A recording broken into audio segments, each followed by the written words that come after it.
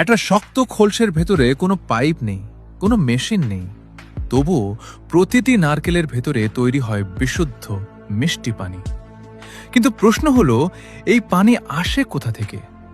গাছ কি বাইরে থেকে পানি ঢুকিয়ে দেয়, নাকি নারকেলের ভেতরেই কোনো অদ্ভুত প্রাকৃতিক ফ্যাক্টরি কাজ করে? আর সবচেয়ে অবাক করা ব্যাপার হলো, একটা নারকেল যত বড় হয় তার ভেতরের পানিও তত বদলাতে থাকে। একসময় সেই পানি ধীরে ধীরে সাদা শ্বাসে পরিণত হয়। আজ আমরা ঢুকে পড়ব নারকেলের ভেতরে সেই গোপন জগতে, যেখানে প্রতিদিন ঘটে চলেছে এক নিখুঁত বায়োলজিক্যাল ইঞ্জিনিয়ারিং। সমুদ্রের ধারে দাঁড়িয়ে থাকা একটা নারকেল গাছকে বাইরে থেকে খুব সাধারণ মনে হয়, কিন্তু এর ভেতরে চলছে বিশাল এক ট্রান্সপোর্টেশন সিস্টেম। গাছের শিকড় মাটি থেকে টেনে নেয় পানি, সাথে মিনারেলস, নিউট্রিয়েন্টস এবং ডিজলভড সল্টস। তারপর গাছের কাণ্ডের ভেতরে থাকা microscopic tube like structure xylem সেই পানি উপরে তুলতে থাকে।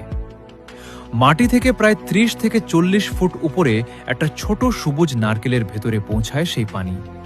কিন্তু এখানেই শুরু হয় আসল রহস্য, কারণ নারকেলের ভেতরের পানি আসলে সাধারণ পানি নয়। এটা হলো এক ধরনের নিউট্রিয়েন্ট রিচ বায়োলজিক্যাল লিকুইড, যা তৈরি হয় গ্রোয়িং সিডের জন্য। মানে নারকেলের ভেতরের পানি মূলত একটি বাচ্চা গাছের লাইফ সাপোর্ট সিস্টেম। যখন একটি নারকেল খুব ছোট থাকে, তার ভেতরটা প্রায় পুরোপুরি লিকুইড দিয়ে ভর্তি থাকে। এই লিকুইডের নাম হলো লিকুইড এন্ডোস্পার্ম। প্রকৃতি এই তরল তৈরি করে একটি ডেভেলপিং এমব্রিওকে বাঁচিয়ে রাখার জন্য। গাছের ভেতর দিয়ে আসা পানি সরাসরি নারকেলের মধ্যে ঢুকে পড়ে না। প্রথমে নারকেলের কোষগুলো সেই পানি ফিল্টার করে তার সাথে মিশিয়ে দেয় সুগারস, অ্যামিনো অ্যাসিডস, ভিটামিনস এবং ইলেকট্রোলাইটস। এই কারণেই নারকেলের পানি শুধু স্বচ্ছ পানি নয়, এটা ন্যাচারালি ব্যালেন্সড বায়োলজিক্যাল ড্রিঙ্ক।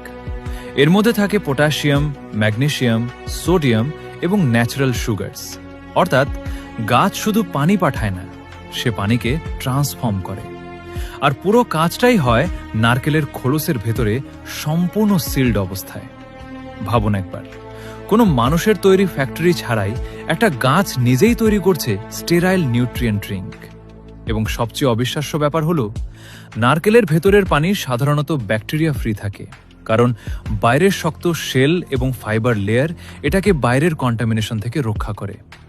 এই কারণেই দ্বিতীয় বিশ্বযুদ্ধের সময় জরুরি পরিস্থিতিতে কিছু জায়গায় কোকোনাট ওয়াটার আইভি ফ্লুইডের বিকল্প হিসেবেও ব্যবহার করা হয়েছিল। প্রকৃতি যেন নিজেই তৈরি করেছে এটি সার্ভাইভাল প্যাকেজ। কিন্তু নারকেলের গল্প এখানেই শেষ না।